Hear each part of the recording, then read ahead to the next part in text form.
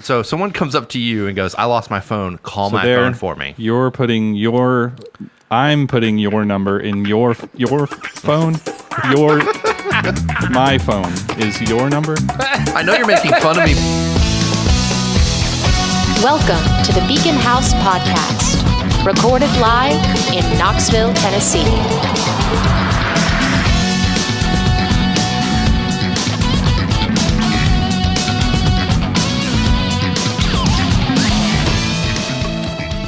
And that's why I think Backdraft, the movie, is the greatest rom-com ever made. Look at him.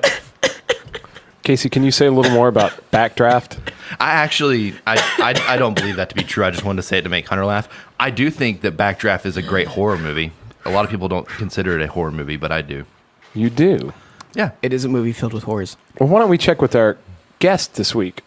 Ladies and gentlemen, I would like to announce the arrival of none other than Mr. Eric Johnson as a guest on our podcast today. Thank you, guys. Hey, is this microphone making noise? Can you hear me? Check 4. Check 4. That's all I've ever wanted. good. Yeah, it sounds pretty good. Cool. Nailed Thanks. it. I think we're doing pretty good. Check 1, 2, check 4. You know, I just want to say real quick, a little disappointed that you backpedaled on your rom-com statement from earlier because I was prepared to second that. Now I feel like there is a love story in there, and there is comedy. However, I do think that the fire being basically a monster makes it more of a horror movie. Would you argue that for Dante's Peak? Oh, that poor grandma. I know. Oh, God. Oh. She gets out of the boat to push it. James and it's like Bond couldn't save the grandma. And it's like volcanic water. So, like, she pushes the boat and survives, but then they pull her out and she's, like, basically losing her legs and dies. I totally forgot. I'm so fucking lost. Literally, since you started talking about Backdraft, everything you said sounds like a porn. Daniel Brosnan You never was seen the main actor. Daniel. Pierce Brosnan. Daniel? You got Daniel Craig and Pierce Brosnan. No, I didn't. I've never heard anybody say Pierce Brosnan with so much animosity. He said it like a statement. Because he's the best Bond. He's got one word for you, and that word is Pierce The Brosnan. best Bond movie he ever made was the November Man, though. You should look it up. Man? Yeah. I'm pretty sure that's what it's called. Came out like 2 years ago. I think you're thinking of Wicker Man with Nicolas Cage. The bees! No, not the bees. I think more egregious is the bear punch. I love bear suit anybody who punch. hates the fact that we talk about movies is already tuned out of this episode. Well, Keep it going. We've ADD jumped from like. Episode title, not about movies. Lean into it, guys. Have you ever? Don't give the naysayers. let's tell you what. Let's tell everybody. Have you never seen Dante's Peak? Maybe like a million years ago. Oh my God! I tell you, whatever. It didn't make enough of an impression on me for me to remember it. That's how everyone feels about it. It gets confused with Volcano and Tommy Lee Jones a lot. I loved it. I thought Dante's Peak was the better Volcano movie. I think it was too, but it did lack Tommy Lee Jones. I like Joe versus Which the is Volcano okay. with It is Tom okay. Hanks. Tommy Lee Jones is not always great. Did you just make a joke about Big? No, I No. talked about Joe versus the Volcano, Okay. a different movie featuring the same actor. Splash? Keep Wait. going. Hey guys, welcome to the Beacon House podcast. Keep Saving going. Private Ryan is the best comedy he ever made. Keep going. Keep going. I don't believe that at all either. Bachelor Party. Let's keep going. Bachelor Party. The Man with One Red Shoe. He wasn't in that. Money Pit. Keep going. I think you're getting Tom Hanks and Tom Selleck confused. So, EJ, welcome back to Knoxville. What brings you here? Shenanigans. Can we announce what this podcast is first? Yeah, you guys didn't the say Beacon your House thing podcast? that you say Fuck, all the time. I'm Hunter. That's Casey. That's Spencer. I am Spence, and that's EJ right over there. Check 4. Check. 4. I fucking quit. I'm out. If anybody didn't notice by the title of the episode on your device, this is the Beacon House podcast. Casey really wants you to know. And we've already told you Says who the we one were. that got mad that me and Hunter switched names. That gets really confusing, guys. Yeah. I don't mind when you guys switch names. I think it's weird when you guys switch underwear, but we don't. Nobody sees Well, that's judgmental of you. that. That's true. I think this is going I think really you're well yucking. so far. It's going really good. Yeah, This is already derailed so bad. It is. Well, guys, let's tell everybody about our guest, Eric Johnson. For those of you who don't know, I'd imagine just about anybody listening to this podcast knows who EJ is. But I will tell you some things about EJ. EJ and I have been in like 86 bands together. 87. 87. We were in, what were the bands? We were in Inspector 12. We were in Verona. Signs of Life. We were in Signs of Life. Was there another Kit Fisto? We did the Kit Fisto thing for a minute. Yeah, it's some of the lesser known bands that EJ and I have been in. What about the other 83? Sausage Box and the Thomas Crown Affair. Easily my favorite. Yeah, that's kind of an avant-garde like art rock band. Was it? I Sausage Box I wasn't- still hate that we never got that out of the basement, man. That would have taken the world It's true. by storm. I don't think the question world was is- ready for that. And Sausage Box actually never performed outside of this room. It was, The room we're sitting in right now. yeah, it was a very exclusive band. The big Is- question here is, do you know who Kit Fisto is? I asked Spencer that. I don't You think we do. just accidentally came up with that name? Which one Yeah, is Kit kinda. Fisto? No, it's from Star Wars. That doesn't count. There's a million characters in Star Wars. Who is Kit Fisto? I have seen a picture of him. It's one of the Great. other Jedi guys. There's also like 100 of them. Who is Kit Fisto?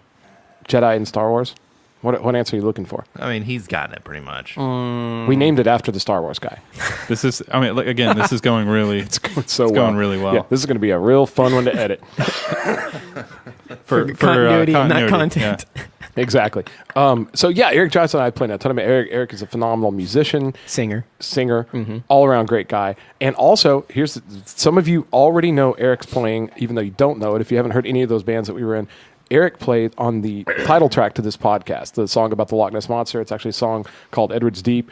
And Eric and I recorded that song together. So all the bass playing that you hear, and eventually we probably had to just release that full track somewhere, just put it up for free or something so they can actually hear the whole thing, because it's got like a bass solo in the middle of it performed by Eric. I had a lot of fun with that one. It was a good time. Yeah, and there's a lot of weird sound clips about it sounds like the thing coming up out of the water, but it's from like really bad TV shows. It's a fun song. Would I be able to like figure out where you got the sonic inspiration from that if I read the Loch?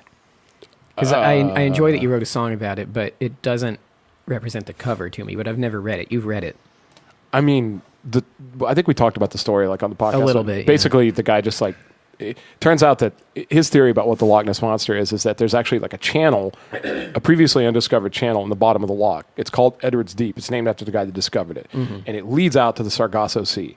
And so they theorized that what people have been calling the Loch Ness Monster for years is actually a group of the, and I'm going to say what they are. You guys got to read the book. Leopleurodon? No.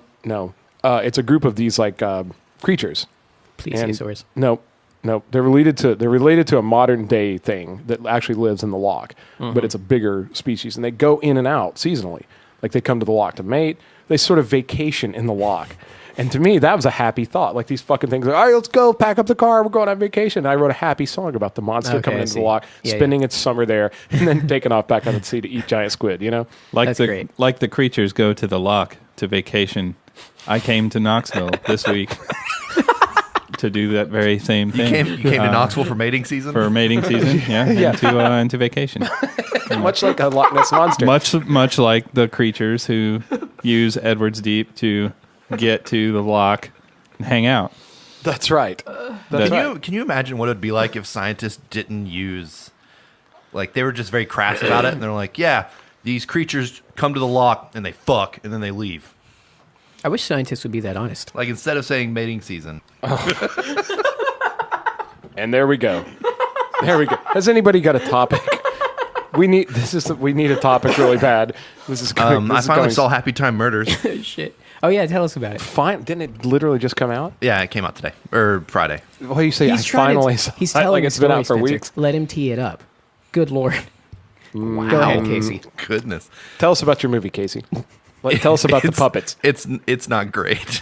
Oh, really? Is it just It's vulgar? No, it's not just vulgar. It's a great Muppet movie, and if you're like wanting to find out what it would be like to watch a Muppet movie that's rated R for obvious reasons, then you should definitely go see it because it was enjoyable at that aspect. However, if you're going for like a really good in-depth story, which I did not go, I went into it knowing exactly what I was going to get, which was basically Crank Yankers the movie. That's good. And when I left the movie, I heard people being like, I don't know, man, I just felt like the story really lacked a lot of... And I was like, who the fuck is going to see this movie for like some in-depth Oscar award winning? This isn't Three Billboards, okay? Yeah. This is The Happy Time Murder. It's a Muppet movie that's going to make a lot of dick and fart jokes. Doesn't that make you want to like be inside the brain of the people that saw the previews and went, that story looks really good. I wonder Looks what the very mystery rich. is. Let's go. Looks like a rich See story. if we can figure it out before the end. A lot of people who left that theater. You think it has a twist ending? A lot of people who left that Yeah, theater. it was the guy holding the hope we puppet get the it. whole time. When they see those puppets, I hope we get it. There's a lot of... That's so disappointing. There's a lot of funny moments in that movie, and then there's a lot of moments as well that are like, here's this funny thing, and you're like, So trying too hard. sometimes. Yeah. Man, I had an experience like that. I came across a movie like on Netflix. It might have been Netflix or Amazon Prime or something. And it was a movie that I used to really like a lot. And I was like, oh, I'll just watch that. And I watched it again. And I was so disappointed in like how hard it was trying and how stupid it was and sophomoric and like fucking how the jokes just didn't land, but they just kind of forced them on you anyway. It was the movie Jay and Silent Bob Strike Back. Oh, come on, Spencer. That Dude, movie's funny. It's funny to a point, but it's so like it's not like cleverly funny like Dogma. No, it's crude. But dude, just some of the acting was terrible in it. Terrible. Like, oh my God. Are you talking about Jason Mewes? No. Jason Mewes is actually pretty stomachable through the whole thing. I'm talking about like Shannon Elizabeth was fucking terrible in it, and like the interaction with the girls and the monkey, and you could tell that Kevin Smith was literally just like somebody gave him a huge budget, and he was like, watch what all I can do with this fucking budget. We're going to get George Carlin. We're going to get 2 people from Star Wars. We're going to get fucking Princess Leia and Luke Skywalker are going to be in the movie. We're going to dehumanize both of them. And it was just like, you could tell that movie just sits on his mantle as like, look what I got away with. Yeah. And in that sense, it's pretty fucking funny. But like, he gets the time from Purple Rain. I mean, there's so many fucking references in it. But like when you actually watch it, it's like oh man, That's weird because that's how I felt about Blair Witch 2: Book of Shadows. I get it. Goodwill Hunting 2. Applesauce bitch. I thought that was funny.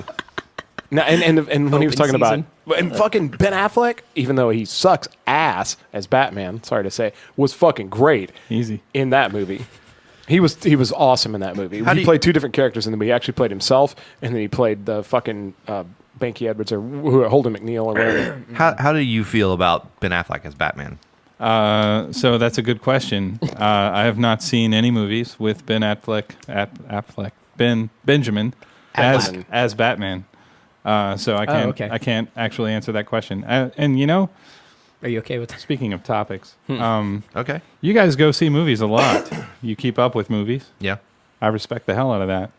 They see him more than I do. I see a movie rarely. Spencer I goes do a with really us all bad the job at that, and you know, it kind of makes me sad sometimes because I've always thought of myself as a movie guy. I like to stay in the know and have a lot of general knowledge about the world of film. But man, there's a new Star Wars movie. I call it new that I haven't seen yet, Is it the and which one? It's not Solo. It's not the most recent one. I haven't seen Rogue One yet. What? Oh, Rogue One's great, yeah, dude. and pretty good. I know I will love it. You know, I'll on I'll Netflix. get around to it. Why haven't you seen it? I just do a really bad job of seeing movies. yeah. So It's on Netflix. one day I'll see a Batfleck movie. Yeah, dude. Well, the thing here's the haven't honest done thing it about it is like fucking a movie's a commitment. It's like a 2-hour commitment, you know. And if you're going to see one, it becomes a 4-hour commitment. Yeah. You know what I mean? Like you got to get ready, you got to go to the place, you got to watch it, the previews, you got to eat, and then drive home. Even if you just drive somewhere and see a movie, it's a pretty big chunk of your day. And like once you get consumed with all, I hate to say it, but with all the fucking adulting, dude, there's not time to. There's very little time for video games, very little time for movies. It sucks. I fucking hate it. Joke's on you. Easy now. No, you're right, though. That's why it'd be nice if they made a not shitty Star Wars sequel. It'd be great. You really? What are you talking about? Talking about Oh, episode 8. Sorry, 7's great. Last Jedi? You Yeah. didn't like it? Yeah, no, The Last Heartbeat. It's terrible. The Last Heartbeat. Yeah, of Star Wars as a franchise. Oh, okay. We'll see. That'll be JJ fun. might pull it around. They'll be fine. JJ will fix it. Speaking of JJ, Because- have you been keeping up with Castle Rock? What do you think? I got caught up. I'm You're not on caught episode- up yet. I'm totally caught up. God. I'm only through Don't episode say what 3. happened, but how do you feel about it? I love it. I feel like it's getting good. I feel Yeah. like it didn't start out that good. It kind of lost me a couple times in the middle. Nope. Like Why? around episode 3 and 4. Everything I haven't that- seen 4 yet. Everything that I feel like it's trying to lose me on is going to lead up to what's happening in the end. It sort of did to me what Game of Thrones has done to me. Like it got so slow for a little bit that then it flashed a I bunch fell of boobs asleep and waiting blood. on the big payoff, you know. But just like Game of Thrones, when the payoff comes, ooh, fuck, it's worth it. Have you watched Castle Rock yet? I was just about to say, what's Castle Rock? It's the sequel to Fraggle Rock. Oh, okay. Oh, that's yeah, great. yeah. Yeah, I was a a big great fan of that one. description. it's a little dark, not much, but a little darker. You know, whatever. Murder on Castle Rock. Yeah, it's like if the Happy Time Murders did a Fraggle Rock show. But A it's little not It's at all it's anywhere near that. Yeah, picture what Hunter just said, but Nothing Not like that. The exact opposite. Yeah, you did a mouthful of shit right there. You did shit mouth. You just said a bunch of shit flew out of your mouth. That's what Your you did. mouth just turned into a butthole and Yeah. then shit. Go wipe your mouth. I'll try to bleach it before I come back. Hey, and we've come full circle. So, anyway, guys, anything? You guys got anything? AJ, do you want to talk about anything? I'm so sorry. Yeah, The you know, best hosting job we've done.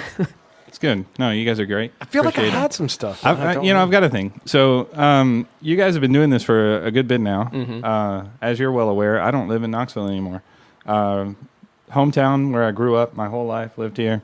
Never lived anywhere else, at least as far as I can remember. Right. About 2 years ago, I moved up to the northern part of the U.S. I live in Michigan now. Moved up there for work. I bet it's so nice and not humid up there. It's fantastic. I love the weather. Awesome. We live right by the lake, which is great. Dude. Lake Michigan is beautiful. Amazing. Shit. But I miss the hell out of this town. I miss you guys a lot. And Miss you too, buddy. the fact that you do this every week, and I get to basically hang out with you on my podcast rotation schedule, it's fantastic. I love it. It's like sitting outside Joe Muggs, having a cup of coffee and shooting the shit. Oh my God. Like the good old days. Dear Jesus. That's the greatest praise we've ever received. Oh my God. That's all that I hope for. Every time I edit one of these and put it out, or we come down here, that's all I hope for. Yeah. I was telling somebody the other day, Special. I went and saw the Mr. Rogers movie. God, I want to see that. It's just, if you see it, let's sit down and talk about it for an hour because it's got so many. I'm not even sure how I feel about it. It was so Hipster. fucking weird. But thanks, you butthole. So anyway, Contrarian. but no, we were talking. I went and saw it with my friend Diane, and we were talking about it afterwards. And I was like, and she mentioned the podcast, and she'd started listening and stuff. And I said, fucking the podcast is exactly supposed to be about times like this, like standing in a parking lot, just talking about what you saw, what you think, blah, blah, blah, blah, blah. It's just supposed to be about conversations. And I feel like we fucking laid the framework for that at Joe Muggs, with all those times hanging out there drinking coffee, just being funny, whatever. Like I felt like we watched the world go by us at this little coffee shop, and now everybody's kind of spread out a little bit. Like we went and saw Meg with Clark, but Clark was a fixture down there, and we've got Rob and Daniel that are up in the north, just like you are now. And it's funny that people feel like this brings us together, even across like miles and stuff, blah, blah, blah, blah. And I know this sounds like a fucking public service announcement, but that's great. And I have a friend out in California, Gabby. She says the same thing. She'll go, I feel like I'm in the room with you guys. My friend Amanda, who's in New Jersey, said, I feel like I'm in the room with you guys, like when you're talking. Like, that's awesome. Yeah, no, and it's particularly special to me, at least, because moving to a new place and making new friends is not as easy as you would think. Like, especially as an adult, you're kind of set in your ways. You got your routines and whatnot. And even, I don't know, living in a new place, we're still kind of trying to find out what our routine is up there. But man, like having 30 years to foster a bunch of friendships and build all that up and then move 500 miles away. Yeah, no shit. It's a little isolating. So having this to kind of keep me connected back to Knoxville, it's fantastic. I love love that. it. That's how, like, when I moved to Florida for 2 years, that's how it felt. Like, I got there and I made friends with people I worked with, but I never really did much. I mean, we hung out outside of work a few times, but not like this. It's not a little like different. What we did. And, I made friends with, people my brother worked with. But once again, still not like this where you can go out and have a coffee and shoot the shit in a parking lot for a couple hours. And I totally know what you mean. It's daunting. Yeah. You get homesick a little bit. I wish I had a Spencer podcast back then. Oh man, your days would have been much shorter. Yeah. His patience would have been shorter too. Oh my God. That was a shot against me. No, dude, I think that's great. I feel like that. Like I listen to some of the favorite podcasts that I like to listen to, and I listen to them while I'm doing stuff that otherwise would be super fucking boring, like cleaning the house, driving to and from work, like just all that little downtime. If like one of my favorites is the Dean Del Rey podcast, the Let There Be Talk. He talks to a lot of musicians and stuff, and he has Butch Walker on a lot. And when they get to talking about music, it's just like when we talk about music. Like, it's amazing. And I feel like you have this sense of, like, I don't know, community or whatever. But I love being involved in like a good conversation. Shout out also to Ben Eller, Steve Spradling, the Dead and Lovely podcast. God, I love those guys. I think they're so funny and they say a lot of cool things. And then they do a fantastic horror movie review podcast. But What are some other good podcasts you guys like? Let's go ahead and give them all a shout out right now. You said you're into them now. What do you listen to? Yeah, man. So actually, it was weird. My transition into podcasts kind of started with watching a lot of Let's Plays and stuff. So that was kind of where I started getting hooked on YouTube to begin with. And that kind of just evolved into I started to ask myself, what is it that I like about this? Why am I watching all of these basically gameplay footage with people talking over it? It's because of that camaraderie that you kind of build with folks that you listen to regularly. You start to kind of feel like you're buds and sitting on the couch and hanging out, you know? Yeah. So kind of went from there. A lot of game-related stuff that I'm into. The Beard Bros. Shout out to those guys. Fantastic show. Game Grumps I did for a little bit. Game Grumps is always fun. It's pretty cool. But then that, I kind of started evolving even further. I got more into the YouTube ecosystem. I've always watched Philip DeFranco. And started picking up Good Mythical Morning. They have a really good podcast called Ear Biscuits, Rhett and Link, that I watch or listen to. It's pretty good. Did you ever watch SourceFed with Phil? Phil DeFranco's SourceFed? I did. Did you know that 4 of those people that started SourceFed with him have their own channel now called The Valley Folk? I did know that. It's so good. It's good. It's so good. And dude, if you get bored one day, look up Dynamic Banter is the name of the podcast that Steve Zaragoza and Mike Falzone. Love it. It's so good. And there's an episode if you, just to wet your whistle called ET in a Dress. Just look for that one and watch. I don't usually watch a podcast more than once. Sold. Yeah. I've watched that episode of Dynamic Banter so many times because it just gets me every single time. It's so funny. That's incredible. They're actually, the Valley Folk are the ones that did the video I showed you called Singing Cake While Eating Cake. Okay. Yeah. It's those guys. And it was fantastic. And they have a new one called Serial Killer Quotes on Helium. And so they suck a helium balloon and then they give like a Richard Ramirez quote about the devil. God. Or a Manson quote. It's great. I liked the IHOP bit. My first ever podcast that I started listening to was a podcast called Knowledge from Men, hosted by this guy Andrew Farabee, and he just has all these like real successful dudes on there that he interviews them about. Just it's kind of a motivational thing, but he gets some of these like most of the guys are like, well, I've started a Fortune 500 company, blah, blah, blah. But some of the guys are these like real old salty fucking businessmen, and it's great. And they'd be like, I tell you what, kid, you got to get out there and bust your balls if you want to be something. And he has to talk to these guys and like kind of, it was pretty funny. But I said the Dean Del Rey podcast, I love that. I'm a big fan of My Favorite Murder. Everybody loves My Favorite Murder these days. And another one, man, that Casey actually turned me on to is the Kryptonaut podcast.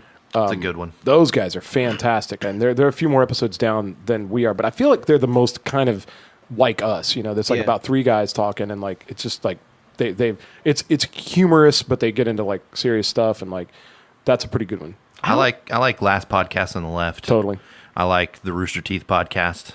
I actually owe my viewing of Philip DeFranco to you, EJ, because it was back in the day hanging out at Andy's way too much, and you'd pull it up all the time.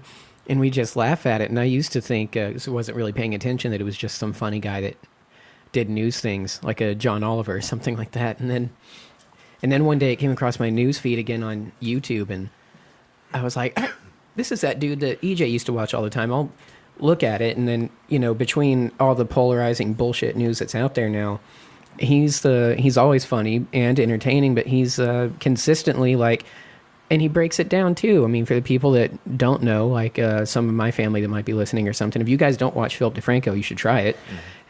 He'll read off the facts old-fashioned style like they used to back in like the 60s or whatever on TV. Be like, this is everything we know. This is what this person said and that person said about it. And then he'll stop and go, this is what I think about it. And then when he's done, he'll be like, tell me what you think about it. And then, there's a conversation that's had at the end about it. And it's really cool because you get the opinionated part that makes news interesting nowadays, but you don't get only slant either. Like, he'll lay it bare, and he's very good about calling out himself or his staff. And never really his staff. He'll say, like, there's an editing problem here, and then take the blame. Ultimately, the buck always stops with him, which I respect too. He's like, I'm the head guy in charge, and we screwed up, and I should have caught it at the last second. And then he'll correct it every time, every single time. A lot of integrity in that show. Yeah. It's good. But other than that, it's either Joe Rogan or No Sleep and Black Tapes, which are two fiction horror podcasts. So I don't listen nearly as much as you guys do. Right, and I was listening to Welcome to Night Vale for a while too, which is kind of like a horror radio show style podcast, kind of where they have like fake commercials, but they would feature like it was pretty good. Night Vale got so big that they took it on tour. It actually came to Knoxville and sold out in like a minute. Sold out the whole, like, the Bijou or something like that. Mm-hmm. That's a cool thing to see happening when podcasts go on the road and do auditoriums and things like that. That's all that we really have to... We're looking at, like when we started this podcast, we kind of modeled it after the Rogan podcast. At least, like, us sitting around a table with multiple mics and stuff. And the Thriller mic right there. Yeah, because it's the most successful podcast ever. So we're just trying to kind of do like that, but you never know. Like we want to do live events too. We just got to figure out like who would actually come see us. I know Casey posted a poll this week, and a lot of you guys answered it too. You said you would actually come to like a meetup. I think that's a good way to kind of ease into this. Maybe do like a meetup at a coffee place and just talk to people. One podcast I wanted to bring up is Lore by Aaron Mahnke. Absolutely, I've listened to every episode. It's awesome. Like it's so much fun on a drive to and from work to listen to this guy talk about like old school folklore that may or may not be true, and he gives like the history behind it. Is that what it is? Mm-hmm. That's been on my list for a while. It's really good. It's sort of like Kryptonaut, but not like funny. Lore is like real serious. It's got good production too. There's like sound effects and stuff. It's like it's a pretty big deal. I want to give another shout out too to a local podcast called I Don't Know How to Live. Absolutely. Hosted by a local guy that I know he doesn't use his real name and everything, but they cover like varying topics, kind of like we do. Like there was an episode about dancers, and they interviewed our friend Rachel on the podcast, and then they did another one about like haunted places in Tennessee, which was great.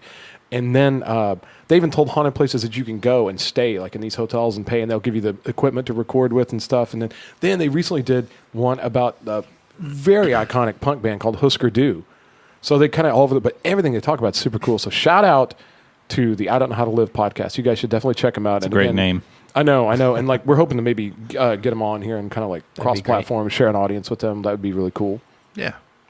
Man, I'll tell you another thing I want to talk about too. How many people, excuse me, and maybe you can talk about this, EJ, since you just kind of got into podcasts and stuff. But I've talked to a lot of people where I go, hey, do you check out our podcast? Or we'll say something that, and I'll run into somebody that week and I'll go, oh man, I think you'd really appreciate this thing we talked about. You talk about this thing all the time.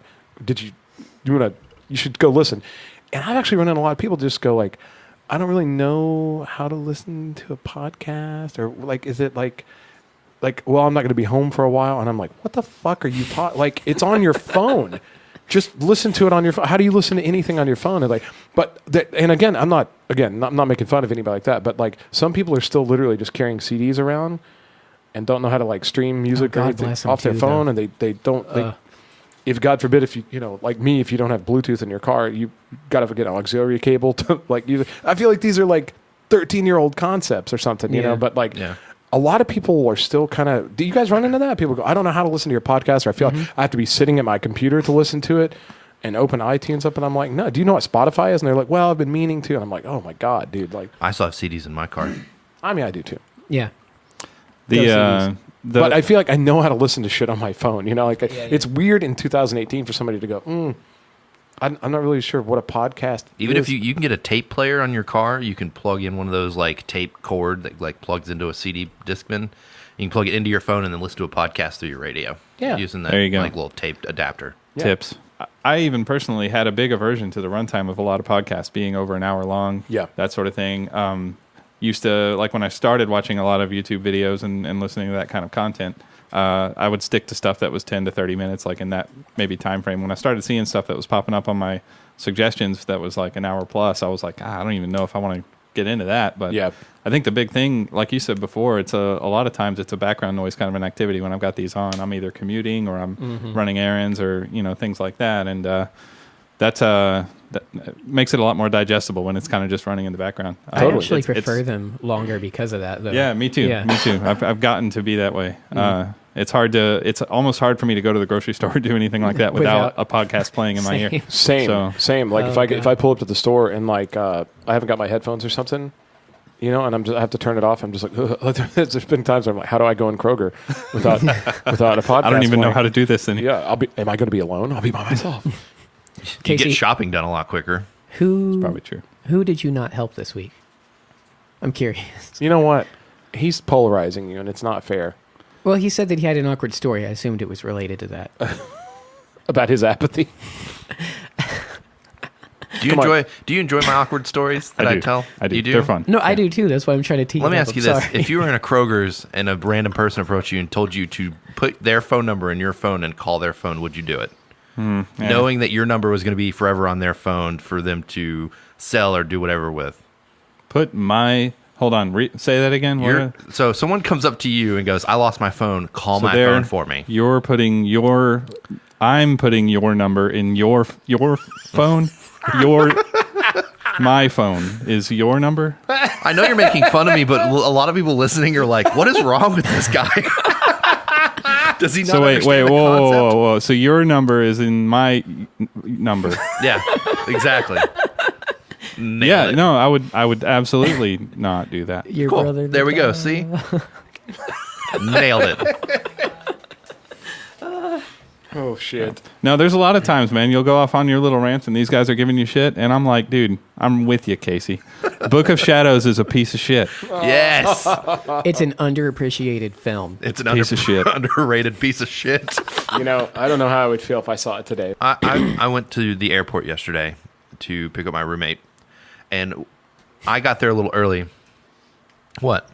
Nothing. I'm waiting on you to finish your story. You're just waiting for something shitty to happen. I'm dying to know what's about to unfold. So I get to the airport early because his flight got delayed, so I was there for about an hour. And as I'm sitting in the arrival lane, the pickup lane, I realized my car's been running for a while, so I rolled the windows down, turn it off. It was nice yesterday. It was like in the 70s. It wasn't too bad. So roll the windows down, turn the car off. And as I'm sitting there, just kind of looking on my phone, someone approaches and tries to open my car door with and I turned and looked and was like, "Can I help you?" And it was this older gentleman, and he like leaned over and he goes, "Yeah, you Uber?" And I was like, "No, I'm not Uber." He goes, "Lyft?" And I said, "No, I'm not Lyft." He goes, "Taxi?" And I said, "No, I'm not any kind of ride service." And he's like, "I got $100 for you if you take me downtown." And I was like, "No, I'm here to pick somebody up." And he was so baffled by that concept that I wasn't there for him, and then I actually had to wait for somebody else. He was like, "Well, I mean, how long are they going to be?" And I was like, "I'm not really sure." And he was like, "So, I mean, how long does it take to get downtown?" I was like, "Maybe about 30 minutes." And he was like, "I'll give you $100. Just drive me 30 minutes downtown." I was like, "That's an hour trip. That's there and back." And he was like, "Yeah, so?" And I was like, the person I'm here to pick up might get here in that time. And he's like, "They can wait. It's $100. And I was like, "Go away." And so if I had to finally turn my car on and roll my windows up to make him get the idea that I was not going to do this. And the entire time he was like jiggling my hand. He was like, "Come on, give me a lift." And I was like, "No." I was like, "How are you not understanding the concept that I'm here to pick somebody up and I'm not going to give you a ride?" This could only happen to you. I guess. Yeah, this is the kind of thing that only happens What to a Casey. bizarre story, though. Yeah. It was so bizarre. And finally, like, my roommate got in the car, I told him the story, and he was just like, "You should have taken the $100." I would have too. I would have texted that motherfucker and been like, "Hey, I'll be back in a minute." But we share rent and all. I'm going to make $100 in an hour. No shit. Guess what? We get to buy beer for the apartment. You know? Yeah. Nah. But I think if you had done that, you wouldn't have this great story. No, I know. Rolling the window up and locking the door. I honestly find myself in shitty situations, and then I'm like, how can I make this shittier so it'll be a funnier story when I go on the podcast? Casey's always creating content, ladies and gentlemen. That's right. He I'm is here folks. for you. He is here for us. He's He's complete his hero. worst self for your benefit. I saw something kind of cool. We're getting. I'm not sure when you guys are going to hear this. It'll be a couple weeks, but we're getting into the fall season now. It was actually kind of cold the other night, a little bit, Autumn. and it was beautiful. And we're coming up on fall, which means we're coming up on October, which means we're getting close to Halloween. Which we should be filming Halloween episodes now, but we haven't. There's a lot of stuff. In my wedding. And Just your throwing wedding, that out more importantly than anything, your wedding. I'm more excited for the Halloween episodes. What a dick. That's just because he's in the bridal party. He's Yeah. got to do stuff. No, all I have to do is Show up. buy a shirt and then be there. I don't have to do anything That's else. true. We got the tie for you, too. Oh, damn. Nailed it. But I saw that where they're going to be showing Pet Cemetery at IAM's Nature Center for the very last, I guess they do like a end of summer, like nighttime movie thing. I've never been to one of them, but they watch it outside and they have like food vendors and beer trucks and all kinds of stuff. And the very last one is going to be October 5th, and it's going to be Pet Cemetery. it's like a Friday night or something like that. I thought that might be kind of neat to go to. You know what I could do is just get my copy and put it in my Xbox with a beer and a comfortable couch and watch Pet Sematary at home. Dude, you don't think it'd be kind of cool to watch it outside? No. Like so much of it's outside, like when they're like walking to that graveyard. Not and unless the they other one. reenact the truck scene for me live action. Shit. I think it'd be kind of cool to see it outside at night, like in the woods. I think that'd I be agree. kind of fucking neat. I think it'd be cool. I think that would. Well, also, and I kind of feel like you'll never get another chance. Like you'll be able to watch Pet Sematary even maybe in a theater and they do like a 25th anniversary or some shit, or you'll be able to see it at a buddy's house or whatever, or watch it on your fucking phone, you know. But to see it on a big fucking screen outdoors, like in October, that sounds pretty fucking rad to me. I think people are too woke for that nowadays. If once in a lifetime opportunities Too woke. don't matter, Too woke. You only live once in a me, lifetime. You called me a fucking hipster, and then he said that shit. I just want you to. I want that on the record. You millennial piece of Yeah, shit. fucking Hunter's over here like, You're yo, a millennial too. Don't even try. Yeah, it. I know, but I don't use the word woke. Yeah, Hunter's super woke. He's like, it's Gucci, fam. This podcast is lit. I just hope that those of you that heard anything I said know I'm shitting on people that say that. Well, Oh, so you say it ironically? I did say it ironically. Your like a hipster. black rim glasses aren't as thick for that. I do need to get new ones. They'll match Spencer's. for the record, I want you guys to know something. I went and helped Eric Stam pick out glasses Please tell This had this to have story. been a good time. this week. Okay, and he was. So it was a 2-day venture? It should have been, but I was like, get those. That's it. Go. And even that still drug out like 3 hours. It was, but he was like, oh, I want to try different colors. Stam, if you're listening to this, and I know you are listening to this, I love you, but you were I was like, look, just get the black ones. They're perfect. Yeah, get those black rim hipster glasses Spencer needs to add to his army. But Casey, what's a good color for rims that's not black? Chrome, Chrome? But what if you don't want metal glasses, like wire frames? What if you just want like regular frames? silver, Silver? something that spins real nice when you're driving. You also do like a brown? Yeah, I don't know. I'm not You really like a big on brown? Or brown. you can do the... But I know Eric- you're not, I know you're not big on brown. Can I back up to Eric Stamp We're- did say though, he goes, I don't know about these. And it was a perfect pair of glasses. It wasn't too thick. It wasn't like hipster, just like black rim glasses. And Stam goes, I look pretty good in earth tones. And I was like, just get the black fucking glasses and let's get out of here.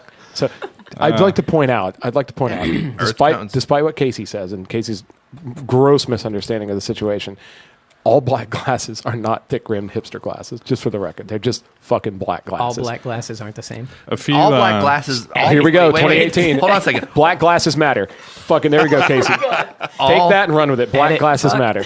Listen Hashtag. to me. Antifa. Anti-glass. All black glasses are not hipster glasses. However, all hipsters wear black rim glasses.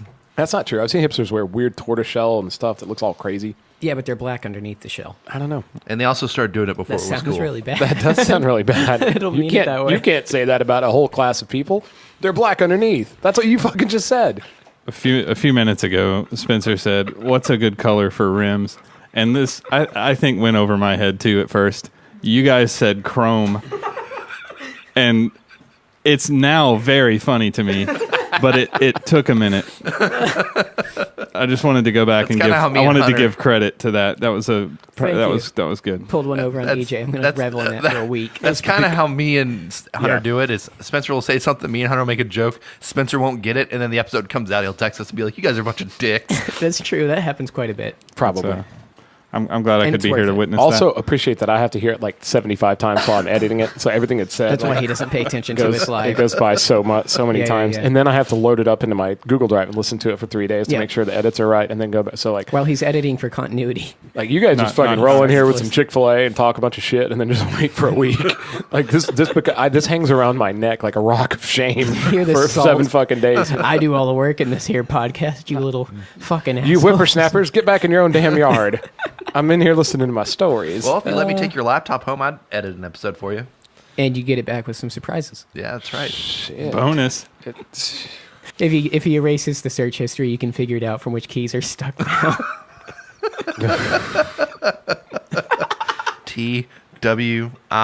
TWINS. Oh, dude. That's bad. That's terrible. It's just like all natural fillings at the dentist office. What is happening right now? Edit. Edit. I have something because all three of you guys are into music and live shows and things like that. I have a topic I've been wanting to bring up for a while. Spencer, at one point, I was going to bring it up and was like, "No, let's wait till." I know else. I know what it is, but I'm not prepared for it. Go ahead. I don't like live music. I don't know if maybe it's the venue. Like I like music like an open chord, like acoustic kind of stuff. But the moment someone brings a huge drum set and I can't hear anything else but drums, I'm out. Because it just sounds like racket after that. I'm right there with you. I'll say guilty. So if there was a way you could put the drums behind a soundproof case to where you can still hear it because it's even though it's soundproof, it's drums. I think I might enjoy it more. But also, I think honestly, I just don't like rock shows. Maybe that's it. Like I like the music, but I don't like live shows where it's like screaming and just like a bunch of noise and it's just loud. So you'll buy our CD, but you won't come to this show. Yeah, never. I'll That's never. okay. Well, let me ask you this. You like bands. I like bands. You listen to music. Yep. Like on your phone. Mm-hmm. And you were talking about on one of the last podcasts, like Rise Against. Yep.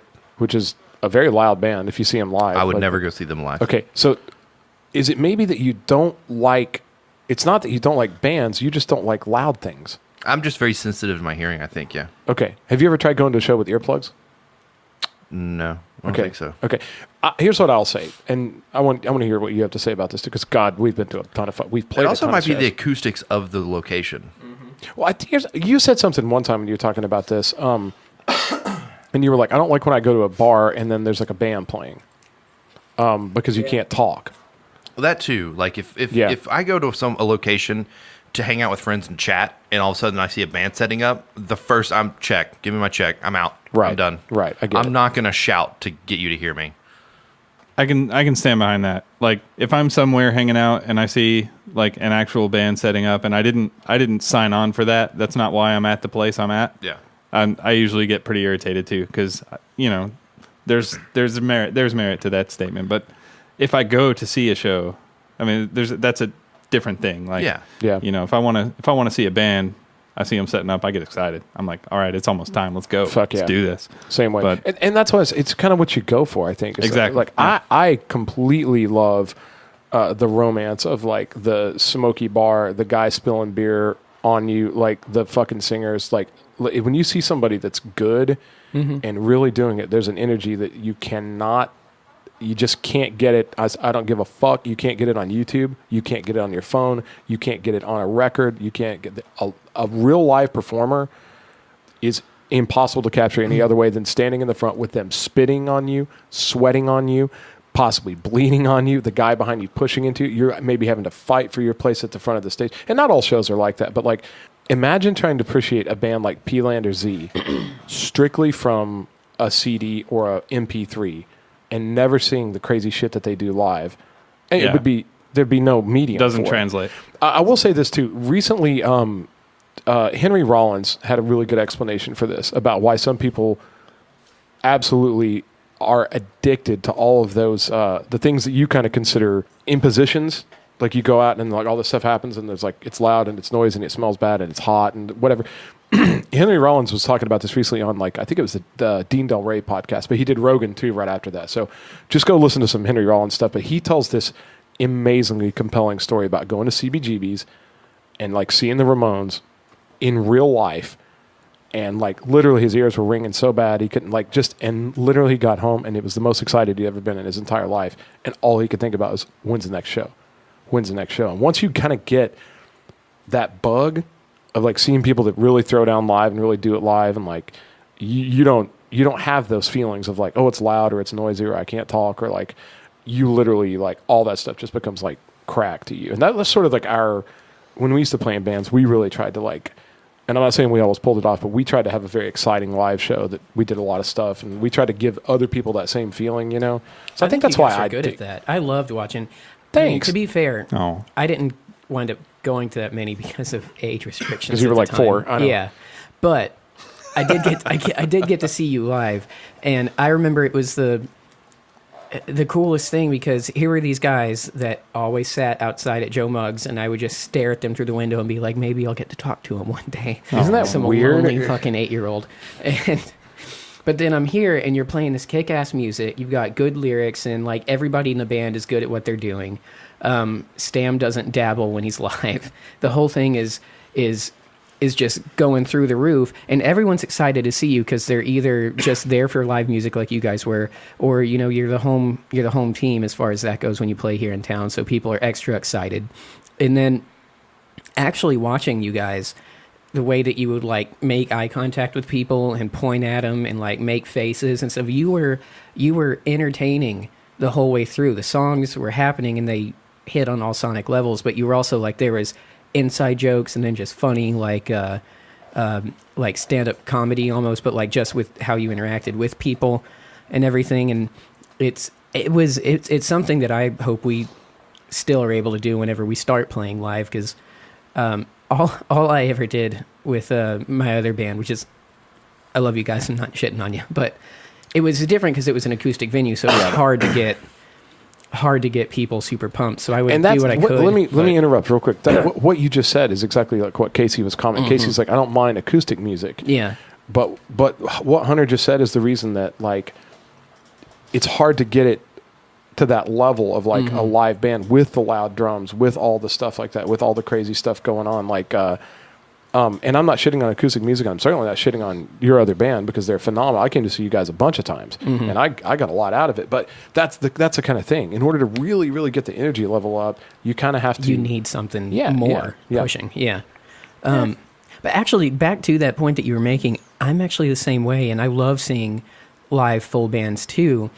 And I feel like what you said about the venue actually holds way more water than anybody's given it credit for yet, because based on the venues I've been at, that's always kind of determined whether or not the show felt truly worth it, and not as a detriment to any of the bands because they're all playing, and you can kind of tell if you like music and never go live, even like you do. You can tell if they're messing up and having trouble, or if they're at least in sync, regardless of mistakes that you may or may not get.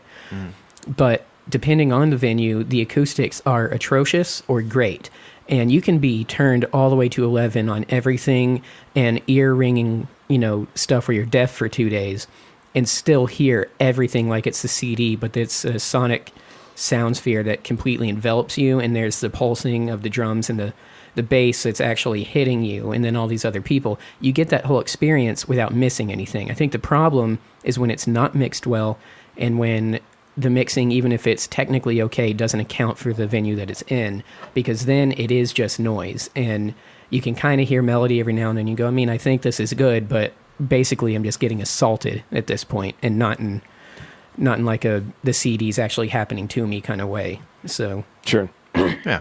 Well, and man, another thing too, like I kind of grew up with so many of my peers were musicians. My friend group, and also like the people that I aspired to be like local guys like Mick Murphy is still to this day my ultimate guitar hero.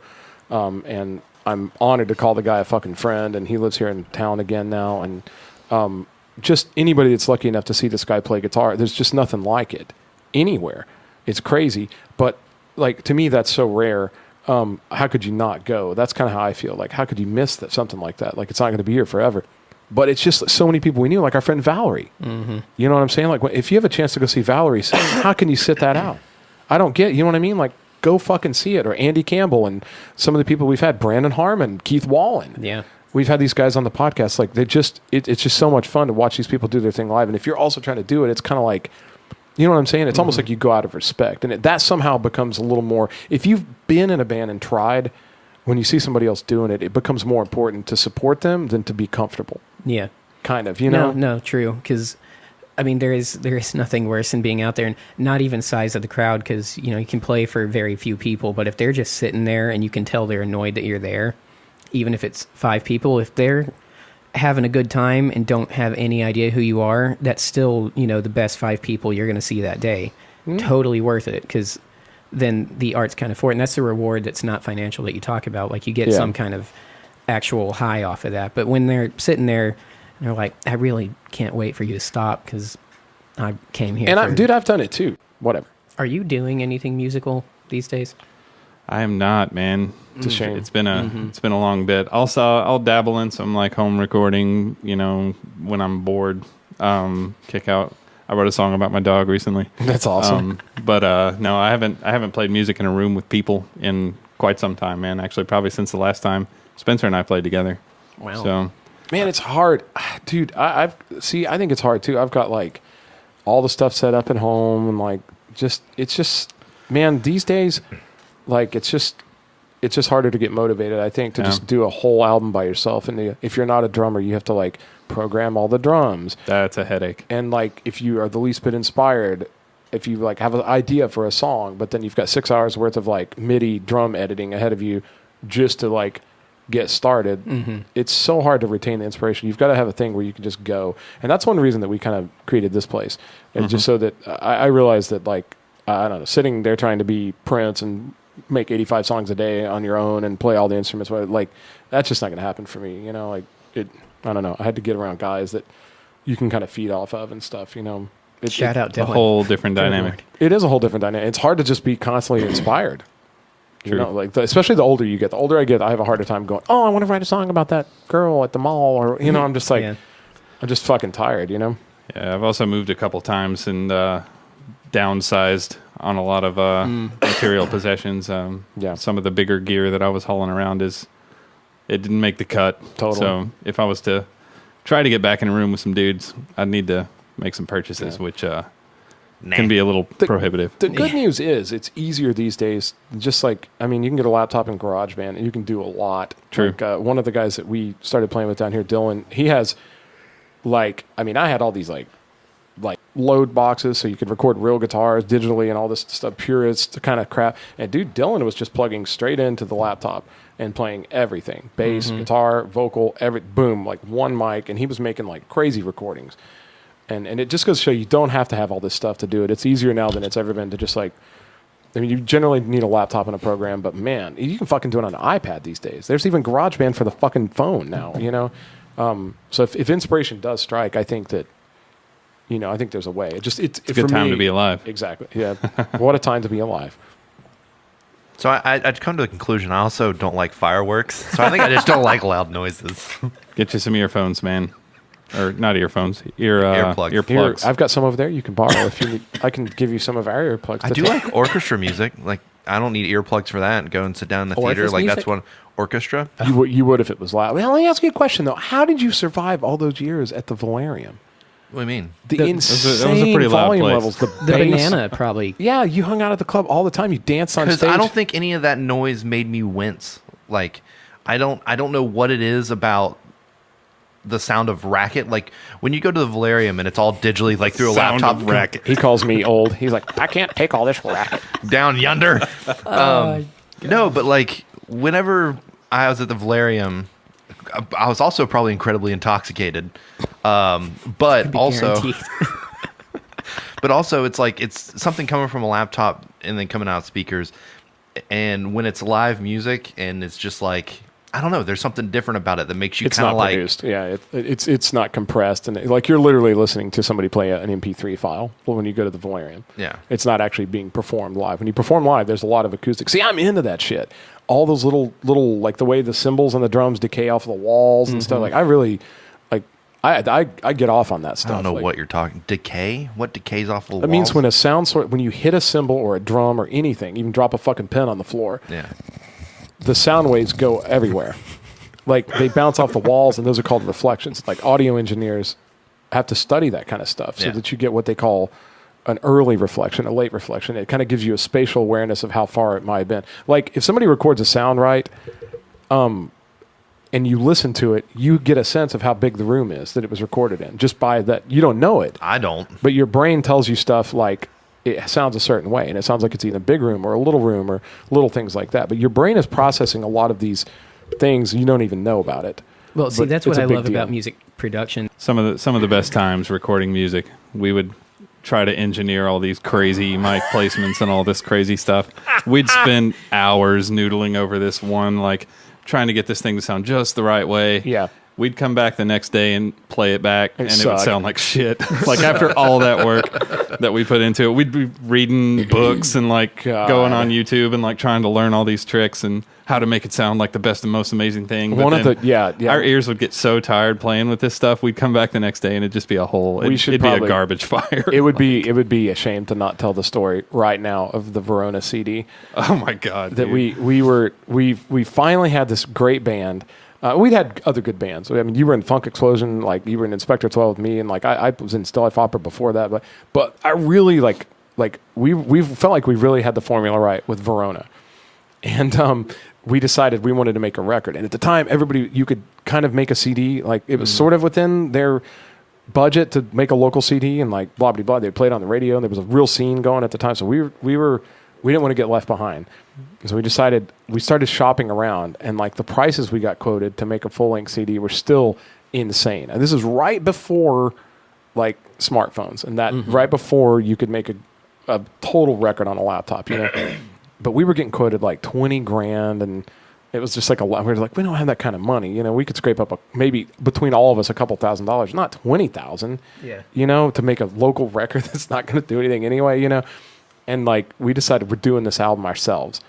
And we fucking went all in. Like our singer Rob was like, he started hanging out at the coffee shop all day long and reading books on recording and like how to engineer a record for dummies and just everything. And he was smoking cigarettes, just like drinking coffee and reading these books. And we turned our guitarist John's house into this like recording studio. And it was such a fucking mad scientist laboratory there.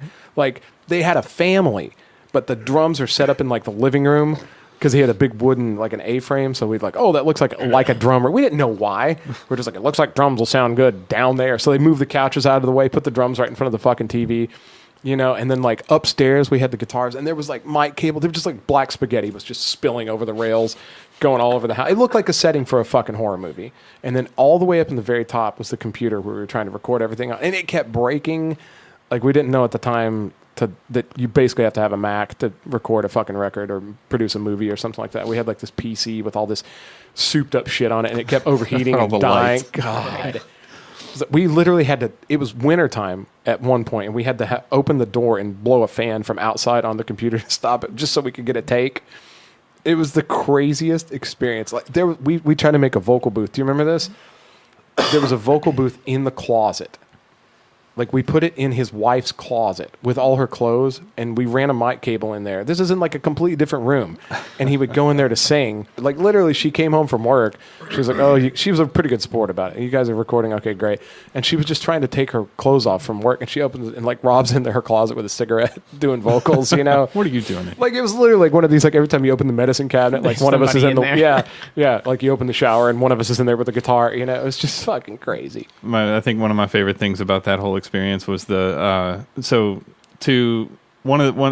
any good engineer will tell you this. You want to listen to whatever you just recorded on a variety of different speakers to make sure that it has the right sonic quality. Yeah. And Rob's car was like our main testing ground, because he was like, I know how a CD is supposed to sound in here. Yeah. So he would burn a CD every time we'd record something, take it out to the car and put it in, and see how it sounded. And if it didn't sound good, man, oh man, we had a lot of broken CDs. Oh man, I remember when we finally just decided that the PC wasn't going to cut it, and we moved it. Rob had a nice Mac, and we moved it to his place over behind the mall.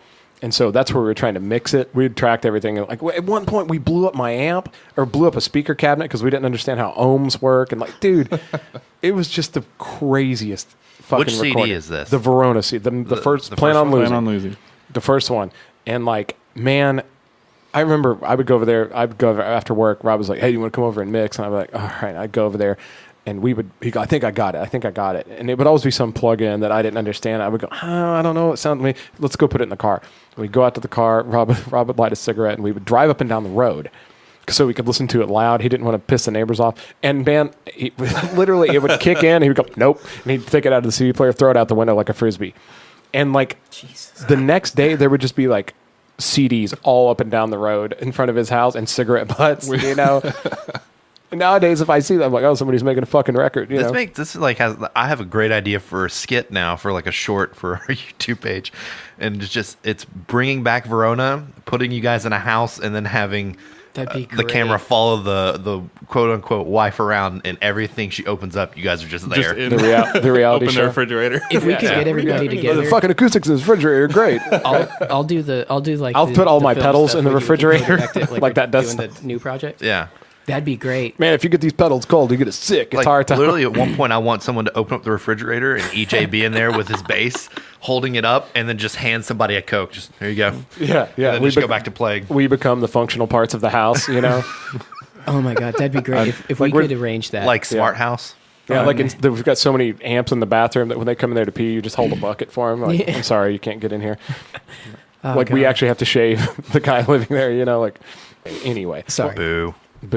Well, guys, we're starting to run a little bit long on our time here, so we probably ought to wrap this up. EJ, it was so good to have you, man. Thanks, man. Fucking thanks for coming in, and thanks Yeah. for listening every week too. Thanks for that amazing comment you gave us about just like feeling connected through the thing. I was just hoping that we are interesting to listen to, and that maybe we make people think about things. And I also hope that people will interact with us and ask us questions and stuff. But to think that, like, I don't know, that it gives somebody like a sense of like closeness to hear this podcast that's very overwhelming to me. What do you Very guys much. think? I don't care. Yeah, no, definitely keep doing what you're doing, guys. It's a good thing. I'm glad I got to be here and see it in person, see how the magic happens. Yeah. I enjoy this. I enjoy Party Chat. I watched a couple episodes of that Thanks, one too. I don't comment as actively on those as I do on these. Yeah. But yeah, keep up the good work, guys. It's a joy. I didn't think a lot of people listen to Party Chat. I just go in there and every time I'm at work, pull up the episode and play it. And that way it has another view. I'm just Casey, kidding. I'm just God. kidding. I don't do Artificial. that. Oh Jesus. But this and Party Chat both have just like taken up a lot of my like hobby time, and I'm in love with it. Like I love the fact that I actually have something outside of work that I'm super into, and having people like Spencer or Jason or Hunter to help me out with that is awesome because I have no fucking clue how to edit any of this stuff. You know, but you're acting like you don't know. Well, on that note, I think we go ahead and wrap up, folks. We've been the Beacon House Podcast. I don't have a pop filter. Do it. Do I need one? Huh? I don't have a. They recorded I don't Thriller have on a. that mic. I don't have a pop filter. Yeah, I heard they recorded Thriller on the mic. You're fine. It doesn't need a Is that why I it will sounds say- so good? Yeah, and I will say I think Brandon Lee is probably going to hate me after this episode of hearing how much I don't like the sound of drums. He's going to play the drums even harder when you Yeah. show Hey, up. Next time you see Brandon, tell him or ask him rather if he remembers when Pantera was cool. Oh, no.